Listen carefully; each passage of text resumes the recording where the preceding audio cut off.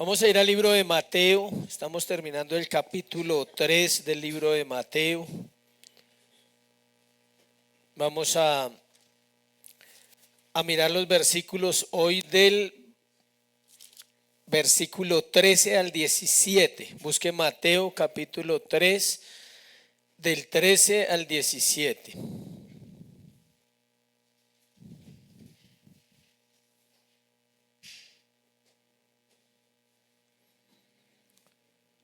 Mientras lo busca, hoy vamos a hablar algo muy importante y es cómo la vida de Dios, y va a sonar redundante, pero cómo la vida de Dios se manifestó a Dios. Cómo la vida de Dios se manifestó a Dios. Cómo el Padre, el Hijo y el Espíritu Santo están en ese pasaje. Es aquellos pasajes que llamamos trinitarios, pero sobre todo entender cómo ellos obran en nuestra vida. Y algo importante es que usted y yo necesitamos al Espíritu Santo para ser cristianos y lo necesitamos todos los días en nuestra vida. Si hay algo que no has podido vencer, solo el Espíritu Santo te puede ayudar en tu debilidad. Mateo 3 del 13 al 17, vamos a leer la escritura. Dice lo siguiente: Entonces Jesús vino de Galilea a Juan al Jordán para ser bautizado por él. Mas Juan se le oponía diciendo: Yo necesito ser bautizado por ti y tú vienes a mí. Pero Jesús le respondió: Deja ahora, porque así conviene que cumplamos toda justicia. Entonces le dejó. Y Jesús, después que fue bautizado, subió luego del agua, y aquí los cielos fueron abiertos y vio al Espíritu de Dios que descendía como paloma y venía sobre él. Y una voz de los cielos que decía: Este es mi Hijo amado, en quien tengo complacencia. Padre, gracias porque en tu Hijo, Señor, tienes complacencia con la iglesia, porque en tu Hijo nosotros somos amados también y en tu Hijo hemos sido salvos. Como iglesia, Señor, necesitamos oír tu voz constantemente y pedimos esta mañana que así como el cielo se abrió y como la voz del cielo vino sobre el Hijo del Hombre, así la voz tuya venga sobre la iglesia cada domingo y mientras estamos en la tierra. Háblanos, Dios, necesitamos tu consejo y tu palabra en el nombre de Jesús. Amén y amén. Qué importante es disponer el corazón para la escritura. Cuando usted va a una iglesia, a un lugar donde se predica la palabra, procure siempre disponer su corazón. Ojalá pueda orar cuando ora el sábado, el domingo, decirle: Señor, mañana háblame, yo quiero oír tu voz, necesito de tu palabra. Vamos a estar terminando el capítulo 3 del libro de Mateo, del Evangelio de Mateo. Es un capítulo muy bonito, hablamos del ministerio de Juan, de un hombre muy especial. Hablamos de su mensaje que fue tan contundente, de ese llamado que él hace al arrepentimiento para perdón de pecados. Vimos la clase de hombres que habían en ese momento que querían bautizarse pero no querían arrepentirse, que fue lo que hablamos hace 8 días. Y Juan dejó claro que él no era el Cristo. Él dejó claro que él bautizaba en agua, pero que después de él vendría uno que bautizaría en Espíritu Santo, y ese es el Señor Jesucristo. Devolvámonos al capítulo 3, versículo 11, dice: Yo a la verdad os bautizo en agua para arrepentimiento, pero el que viene tras mí, cuyo calzado yo no soy digno de llevar, es más poderoso que yo. Él os bautizará en Espíritu Santo y fuego. Él dejó claro que él no era el Cristo, que él era un mensajero que venía delante del Cristo, pero que el Cristo aparecería. Y el pasaje de hoy aparece Jesús en la historia y empieza el ministerio de Jesús. Este pasaje que vamos a leer hoy, nos encontramos con uno de los momentos más importantes de la vida del Señor Jesucristo.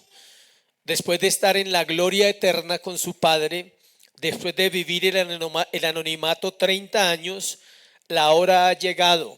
El Hijo del Hombre se va a manifestar a este mundo el Cordero de Dios que quita el pecado del mundo, el león de la tribu de Judá, el hijo de David, el Hijo de Dios se va a manifestar al mundo y va a venir con un mensaje y va a venir a hacer un cumplimiento de la Escritura. El Señor Jesús nos dio ejemplo de la vida para Dios.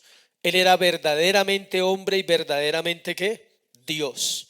Era un hombre en toda su plenitud y era Dios en toda su plenitud. No había pecado en él. Ahora vamos a preguntarnos entonces por qué se bautizaba, si el bautismo de Juan era para arrepentimiento y perdón de pecados y no había pecado en él. Solo por amor vino a vivir en esta tierra para salvar a su pueblo de los pecados. Eso está en Mateo 1:21. Dice, dará a luz un hijo y llamará su nombre Jesús, porque él salvará a su pueblo de sus pecados. Note la frase, ¿a quién salvará? A su pueblo, no a todos los hombres. En el Antiguo Testamento su pueblo es Israel, en el Nuevo Testamento su pueblo es ¿quién? La iglesia. Es a su iglesia a la que él viene ¿a qué? A salvar, a redimir. Por eso no podemos decir que la salvación es universal. El bautismo del Señor es relatado en los 4 evangelios.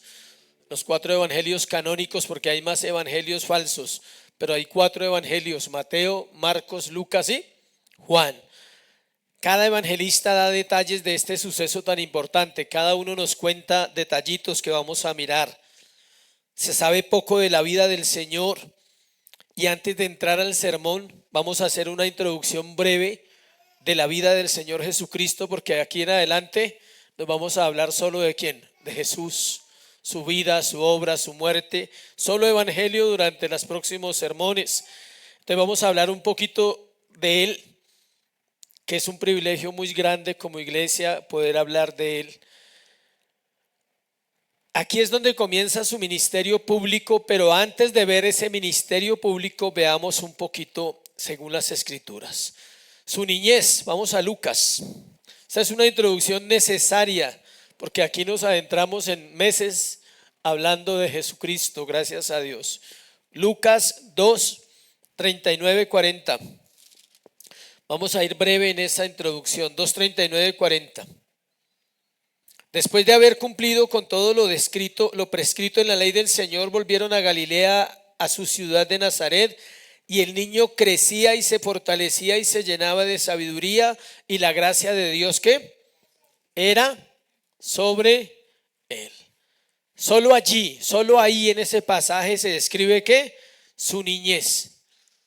Dice que el niño, ahí dice claramente, el niño crecía, se fortalecía, se llenaba de sabiduría y la gracia de Dios era sobre él.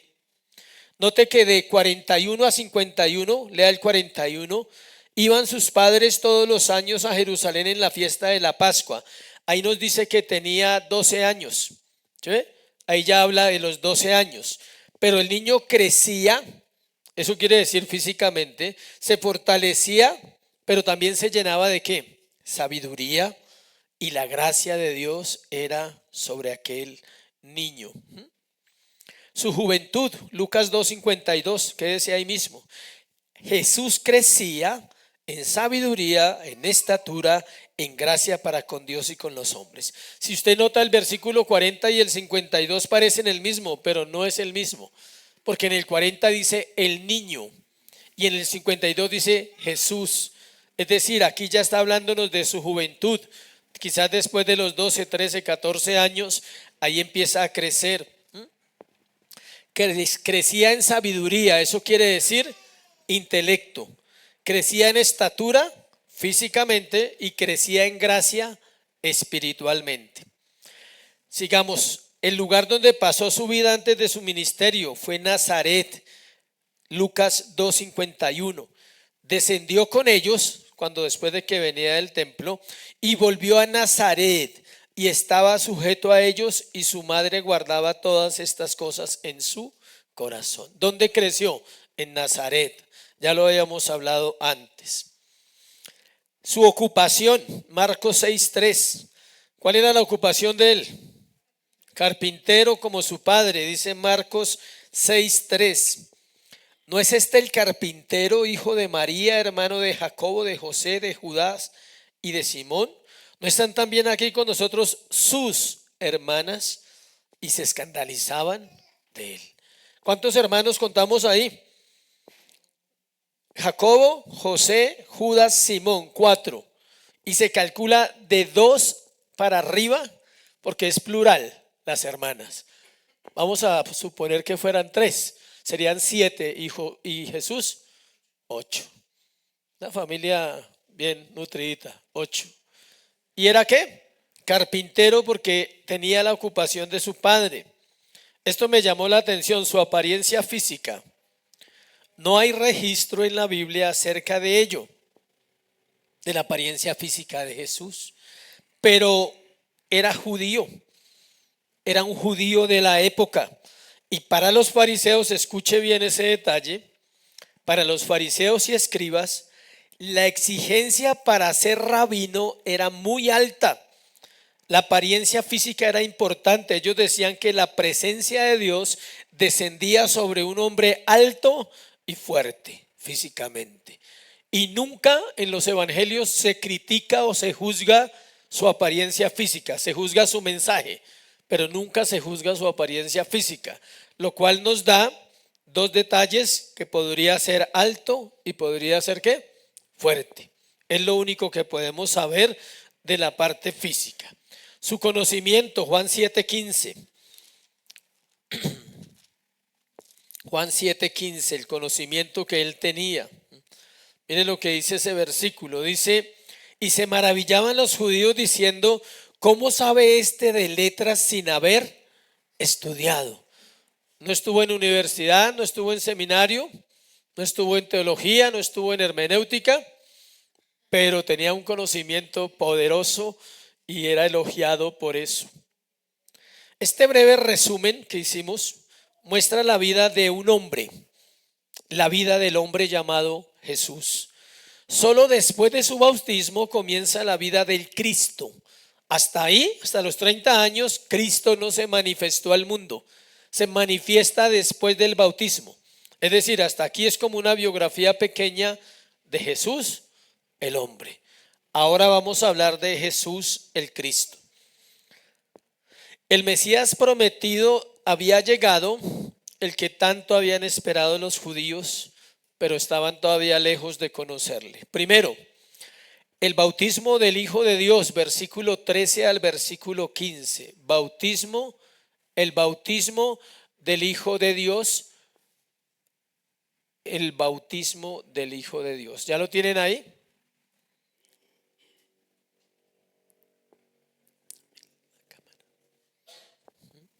El bautismo del Hijo de Dios. Versículo 13 al versículo 15. Entonces Jesús vino de Galilea a Juan, al Jordán. Mateo comienza con un vocablo que usa más de 90 veces en su evangelio. La palabra ¿qué? Entonces. Si usted lo lee, se familiariza. Entonces, en griego es tote.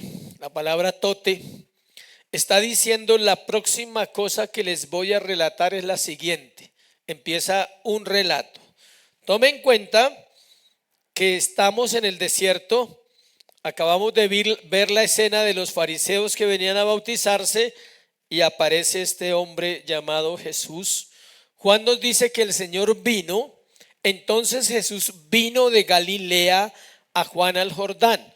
Se desplazó de donde él estaba hasta donde estaba el profeta Juan, lo cual se entiende que para Juan no era fácil, porque Juan sabía quién era el Mesías. Y lea usted el versículo 11 otra vez. La parte B dice: pero el que viene tras mí, cuyo calzado yo no soy digno de llevar. En otra parte dice: no soy digno de desatar. ¿Y a qué se refiere? No sé si compartí eso hace 8 días, pero me parece que no. Se refiere a lo que hacían los esclavos cuando un invitado llegaba a casa. Los esclavos le quitaban las sandalias, iban y las limpiaban y le limpiaban los pies al invitado. Y él dice: yo no soy digno de limpiar ni siquiera las sandalias, de tocarlas, de llevarlas, porque Juan era un hombre muy humilde, verdaderamente humilde, no como nosotros creemos que es la humildad en este tiempo. Él era un hombre humilde y él sabía que era imposible tocar esos zapatos, esas sandalias del Señor, él no las podía tocar. Y cuando Jesús viene a él, en el versículo 14 dice: mas Juan se le oponía diciendo: yo necesito ser bautizado por ti y tú vienes a mí. Ahí está el corazón del bautista, corazón hermoso, un corazón precioso de un hombre santo que dice: ¿por qué me haces esto? O sea, ¿por qué me pones en este aprieto si yo no soy digno de bautizarte a ti? Yo necesito que tú me bautices a mí, yo necesito que tú hagas algo por mí. La preocupación de Juan es que su bautismo es para perdón de pecados. Tal vez él pensaba, decía: pero ¿por qué me pones a bautizarte si no hay pecado en ti? En Juan 1:29, el mismo Juan el Bautista dijo: he aquí el Cordero de Dios que quita el pecado del mundo. El que quita el pecado del mundo viene para ser bautizado por un bautismo que es ¿para qué? Perdón de pecados. Él no tenía pecados para ser perdonado, pero ahorita más adelante vamos a entender por qué se bautizó. La razón por la que Juan se opone es porque el que va a ser bautizado es demasiado digno, es santo, y también porque Juan no se considera digno de hacerlo.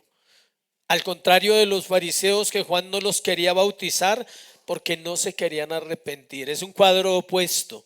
Los fariseos y saduceos eran pecadores, no se querían arrepentir, pero se querían ¿qué? Bautizar. Jesús no es pecador y se quiere bautizar, y en este caso el que no lo quiere bautizar es ¿quién? Juan. El profeta dice: no, es muy difícil. Si solo leemos Mateo, quedarían muchas preguntas. Por eso debemos complementar el relato con los evangelios. Vamos a observar varios versículos para ampliar este momento. Esto es una escena, este es un momento que está sucediendo allí. Acompáñenme a Juan 1:33, por favor. Juan 1:33. Y yo no le conocía. ¿Sí? Juan dice, es la misma escena, en los 4 evangelios la tenemos que mirar. Juan dice: y yo no le conocía, pero el que me envió a bautizar con agua, aquel me dijo: sobre quien veas descender el Espíritu y que permanece sobre él, este es el que bautiza con el Espíritu Santo. A Juan se le había dicho que sobre quien viera descender el Espíritu, ese era ¿quién? El Mesías. También Lucas nos dice algo referente, capítulo 3, versículo 21. Capítulo 3, versículo 21.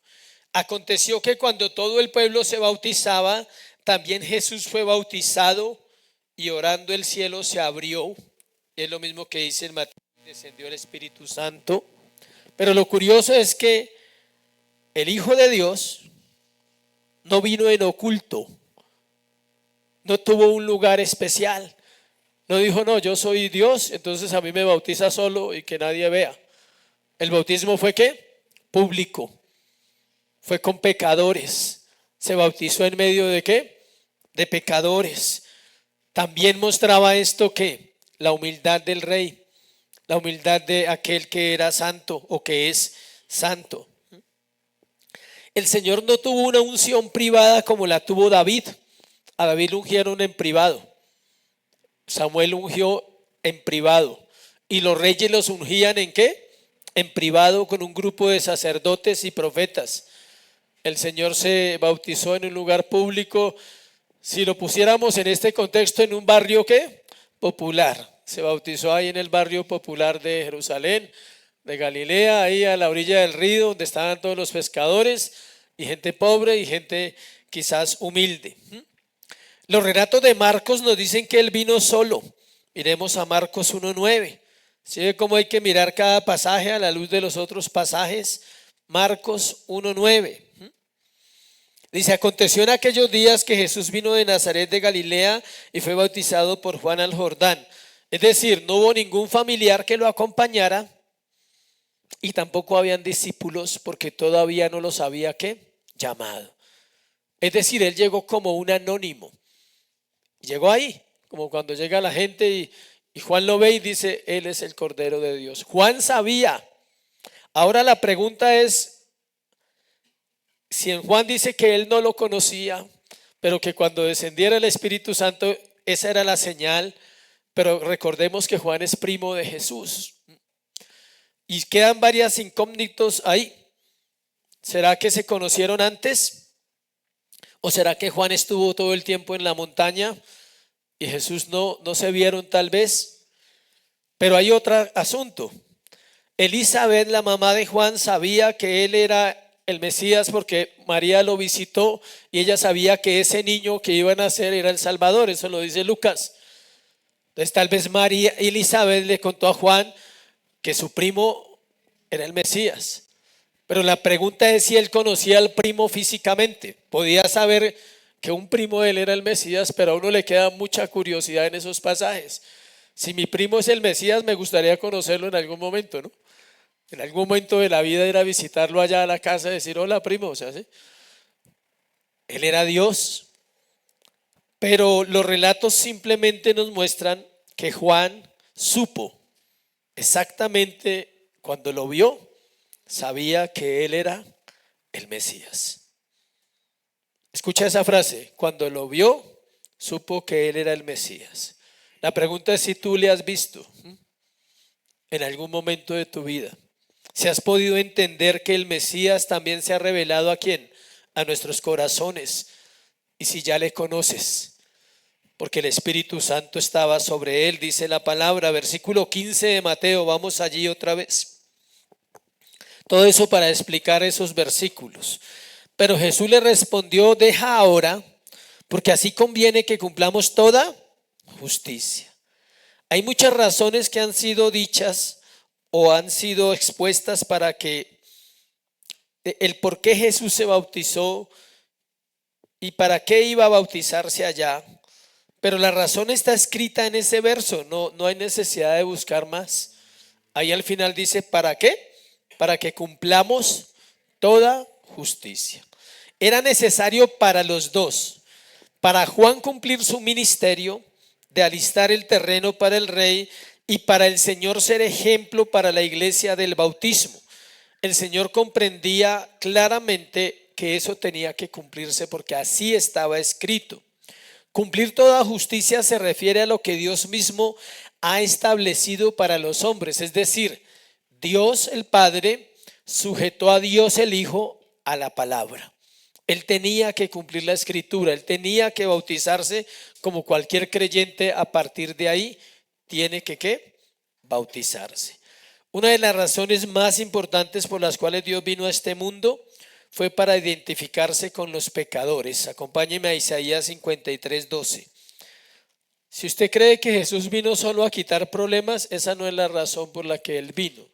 Él vino a identificarse con los pecadores. Versículo 12 del capítulo 53 del profeta Isaías dice así: por tanto yo le daré parte con los grandes y con los fuertes despojos, por cuanto derramó su vida hasta la muerte y fue contado con los pecadores, habiendo él llevado el pecado de muchos y orado por los transgresores. El bautismo de Jesús no solo fue un símbolo de su identidad con los pecadores, sino que también fue un símbolo de su muerte y su resurrección. Cuando él se bautiza, inicia su camino hacia la cruz del Calvario. Ahí comienza su muerte y tenía que ¿qué? Morir. Pregunta, ¿quién se bautizaba? ¿Jesús o Cristo? Jesús. Cristo no necesitaba bautizarse. El hombre tenía que cumplir para poder salvar ¿a quién? A los hombres, para dar ejemplo. El bautismo no era un símbolo nomás. Otro resultado del bautismo fue la inauguración de su oficio mesiánico. Es decir, comienza su ministerio mesiánico. Históricamente comenzó aquel día cuando se sometió a un hombre para ser bautizado y someterse en obediencia a lo que Dios había establecido en su palabra. ¿Qué representa el bautismo? Muerte. El bautismo presagiaba su muerte. Acompáñenme a Mateo 20:22. Ahí mismo en el libro que estamos, Mateo 20, unas hojitas adelante. Mateo 20:22 dice lo siguiente. Entonces Jesús respondiendo dijo: no sabéis lo que pedís. Cuando los apóstoles pidieron un lugar especial. ¿Podéis beber del vaso que yo he de beber y ser bautizados con el bautismo con que yo soy bautizado? Jesús les dijo: ustedes van a participar no solo del bautismo que yo recibí, sino también de la copa que voy a beber. La copa era la copa del Señor. Eran las tribulaciones y las pruebas que vendrían para los apóstoles. Allí se bautizó en agua y en el Calvario se bautizó bajo la muerte. Allí se bautizó en agua y en el Calvario se bautizó bajo ¿qué? La muerte. Fue sumergido bajo las aguas y en el Calvario descendió a la muerte. Tenía que descender para hacer lo que iba a hacer por nosotros. Dice versículo 15, la parte final, entonces le dejó. Entonces le dejó. Hay que leer bien gramaticalmente ese versículo. ¿Qué quiere decir entonces le dejó? Se refiere a Juan, que después de lo que el Señor le dijo, accedió a bautizarlo. ¿Sí ven lo que dice? Porque dice, pero Jesús le respondió, deja ahora. Dice, tranquilo Juan, no te opongas. Te estás oponiendo a bautizarme, no quieres bautizarme, te sientes indigno. Tranquilo, porque es necesario para cumplir la justicia. Entonces le dejó. ¿Qué quiere decir entonces Juan? Lo bautizó. No era fácil. Bautizar al Hijo de Dios no debe ser fácil. No era fácil. Un privilegio, pero nada fácil. Segundo, la unción del Espíritu, versículo 16. La unción del Espíritu. Y Jesús, después que fue bautizado, subió luego del agua. He aquí los cielos le fueron abiertos y vio al Espíritu de Dios que se descendía como paloma y venía sobre él. Hablemos de estas palabras despacio, una por una. Después que fue bautizado, subió luego del agua. Si subió es porque tuvo que ¿qué? Bajar. El bautismo de Juan y el de los discípulos de Jesús durante su ministerio terrenal representó limpieza, lavamiento del pecado.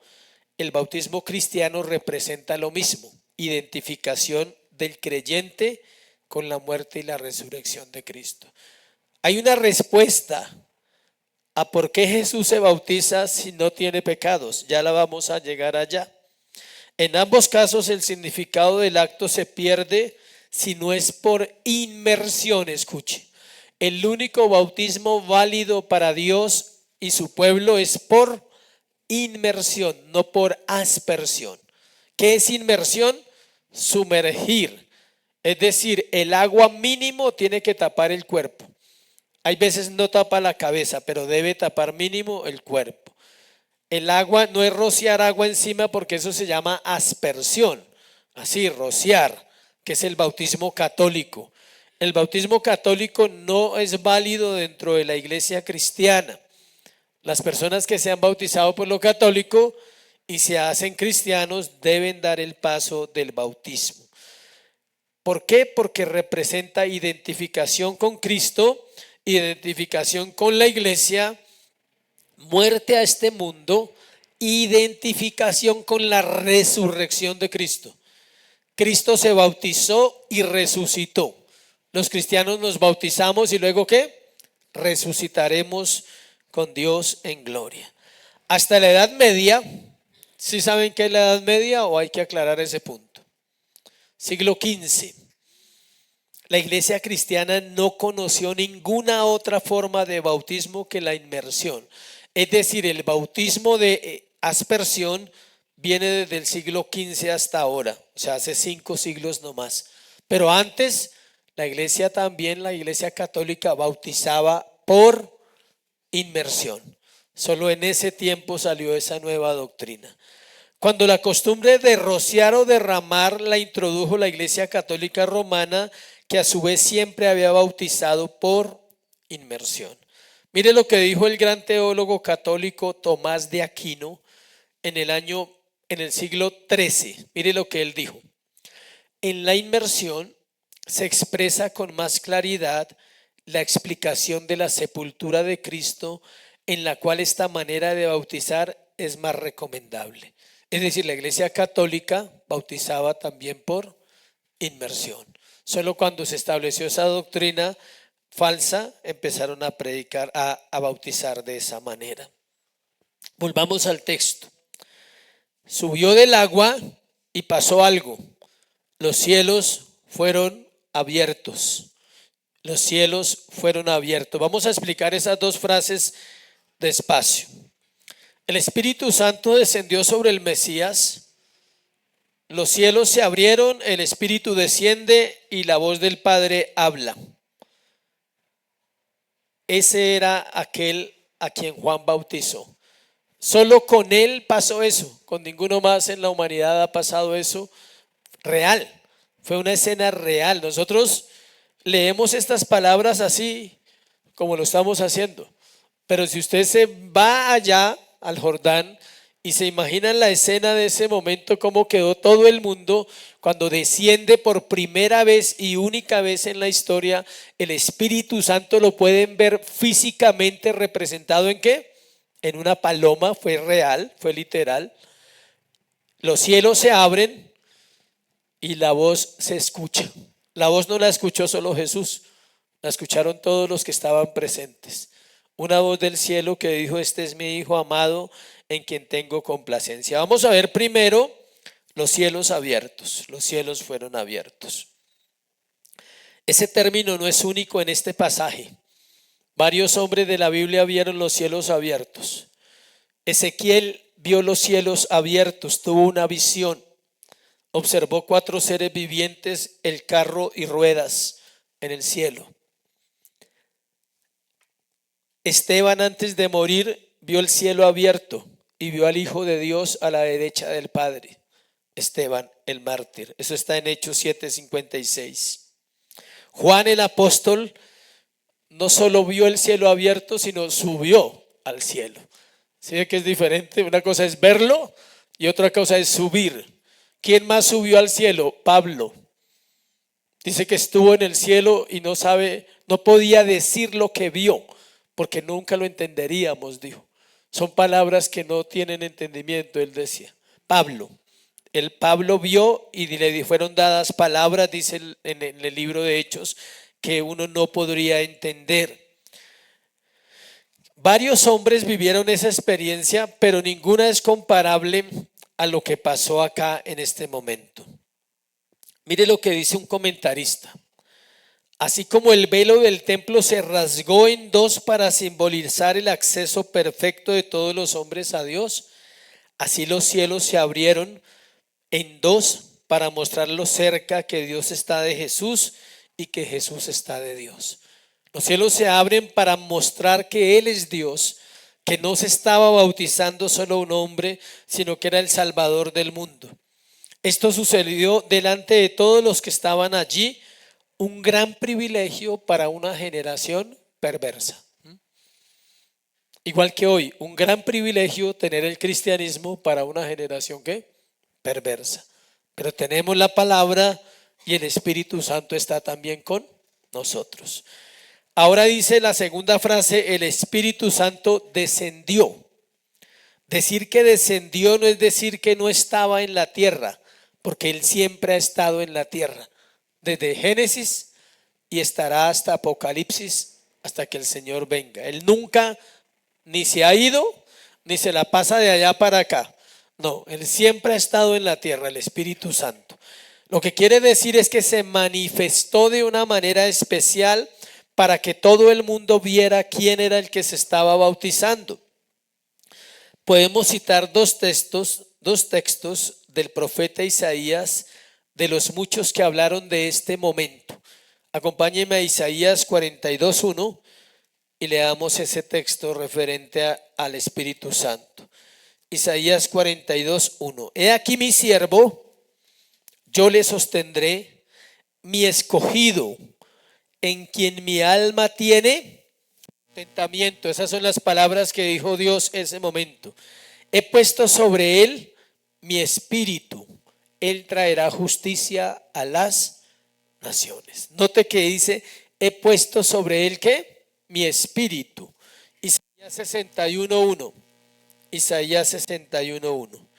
El espíritu de Jehová el Señor está sobre mí, porque me ungió Jehová, me ha enviado a predicar buenas nuevas a los abatidos, a vendar a los quebrantados de corazón, a publicar libertad a los cautivos y a los presos, apertura de la cárcel. El espíritu del Señor vino sobre Jesús para el ministerio que vendría después de eso. Un ministerio de echar fuera demonios, sanar enfermos, liberar endemoniados, hacer milagros y hacer ¿qué? Señales. La venida del Espíritu Santo fue su ungimiento y su inauguración en el oficio del Mesías. Es cuando se revela que Él es el siervo de Dios, que viene a hacer la tarea que Dios le ha encomendado. Hay varias preguntas sobre ese texto de Mateo. Cuando dice en el versículo 16, dice que descendía como paloma y venía sobre él. Hay varias preguntas sobre el asunto de la paloma. Hay varias posturas y son válidas. La paloma tiene un carácter manso, noble y humilde. Entonces algunos adjudican eso porque se reveló a Jesús de esa manera. Y por supuesto que el Espíritu Santo no tiene cuerpo y no se puede ver con los ojos físicos. Pero se nos dice que la tercera persona de la Trinidad se manifestó al Bautista bajo el símbolo de una paloma. Lo que él vio fue una forma corporal semejante a una paloma. No era una paloma, no, aclaro. Acuérdese del término como que aprendimos. No fue una paloma con dos alitas y pico, no. Era una figura, tal vez una sombra que parecía una paloma. Dice que no es claro por qué Dios escogió la forma de una paloma para representar al Espíritu Santo, pero muchos señalan pureza, dulzura, benignidad, porque son las propiedades de una paloma, y otros dicen que también representaba lo que se usaba para los sacrificios de los que eran pobres. Era una ¿qué? Paloma. Sea cual sea, tiene que ver mucho con la naturaleza de ese animal, como Dios está diciendo que sobre aquel, Él dice que es manso, que es humilde de corazón. La venida del Espíritu Santo era sobre el hombre Jesús, quien necesitaba ser fortalecido para cumplir su llamado. Mateo nos dice que el Espíritu Santo descendió y venía sobre él. Noten la frase final: el Espíritu de Dios que descendía como paloma y venía sobre él. Son dos términos, descender y venir. Es decir, no fue algo rápido. Se quedó ahí un momento, quizás esa llenura, para que todo el mundo pudiera ver que era algo público, que el Mesías estaba manifestándose al mundo. Tercero, el testimonio del Padre.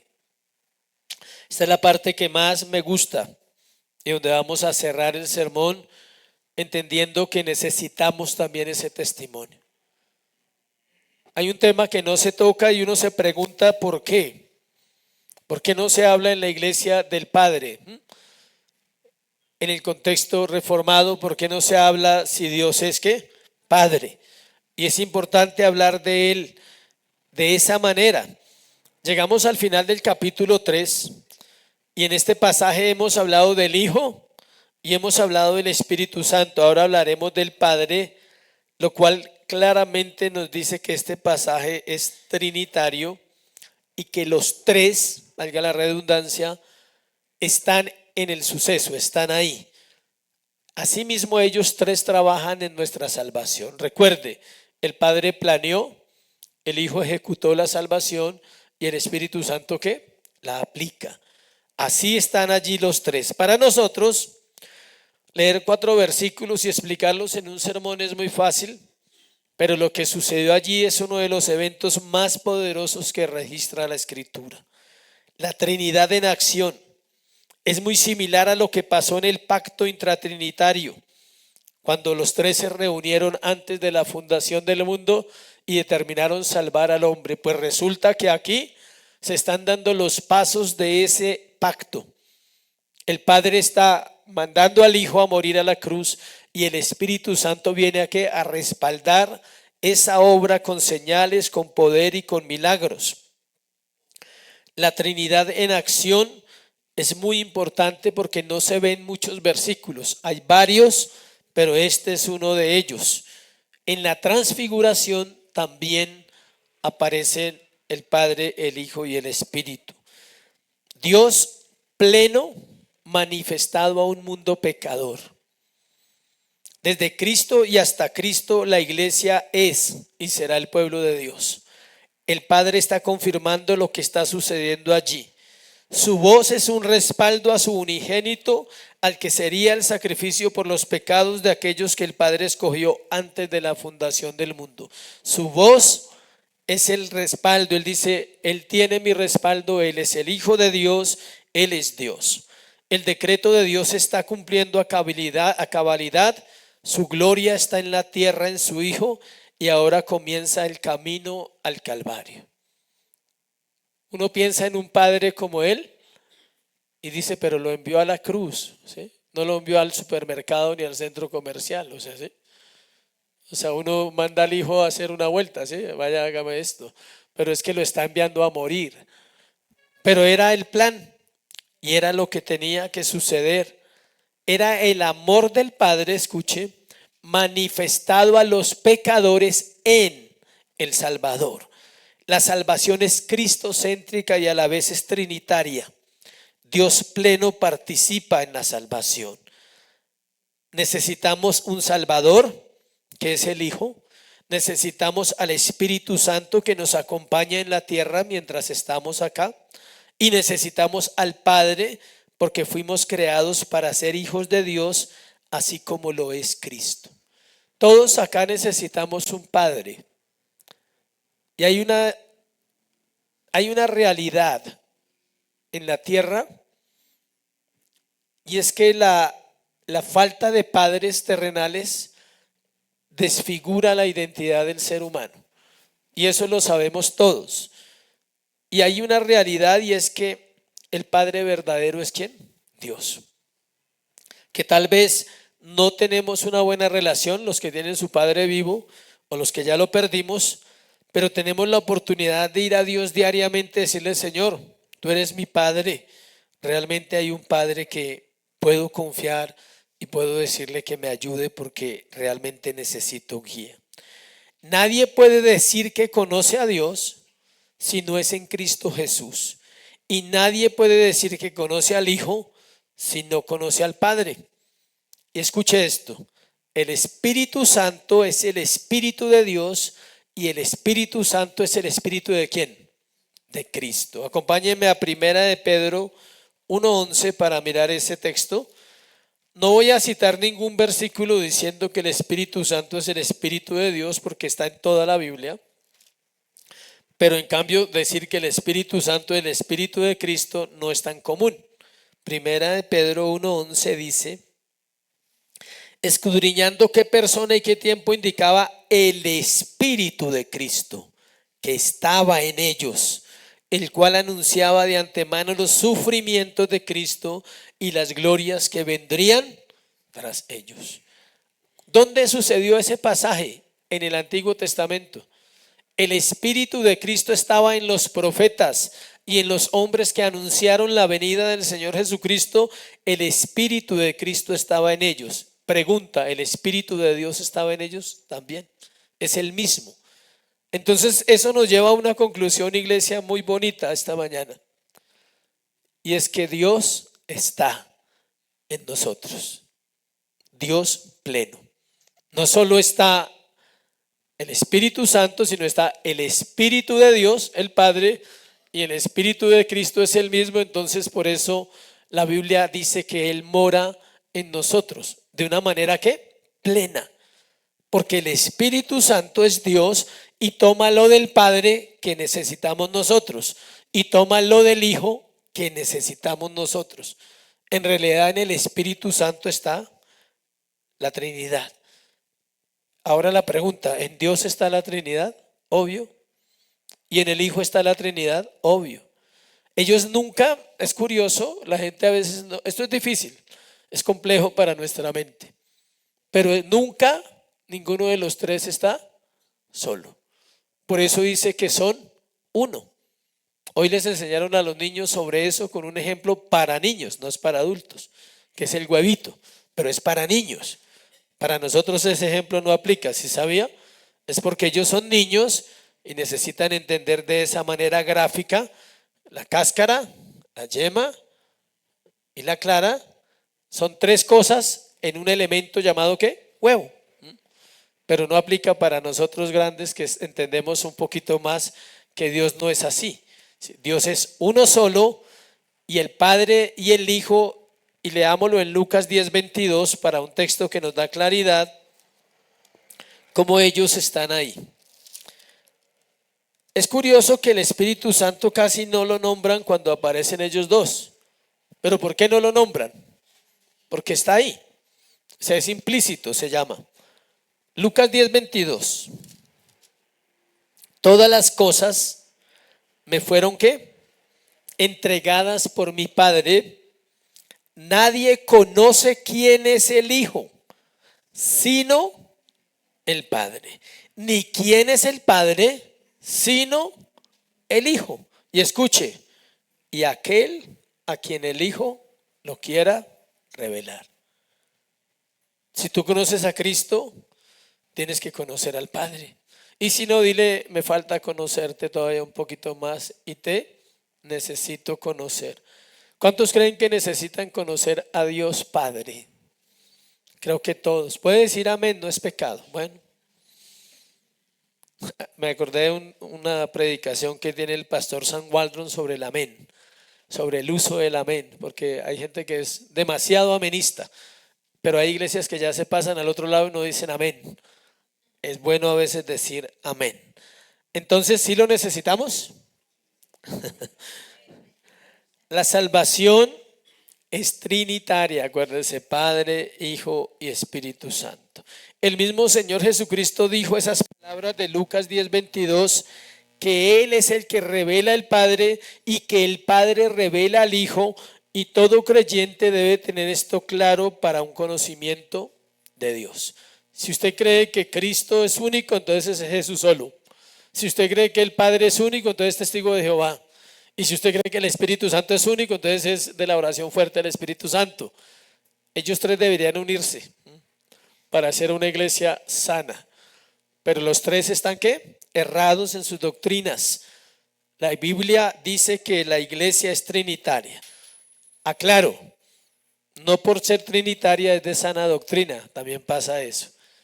Ya les he comentado que la gente hace el comentario así bajito. ¿Usted a dónde asiste? A tal iglesia. ¿Y es trinitaria? O sea, es bajito. ¿Y es trinitaria? Porque la gente no entiende nada de esto.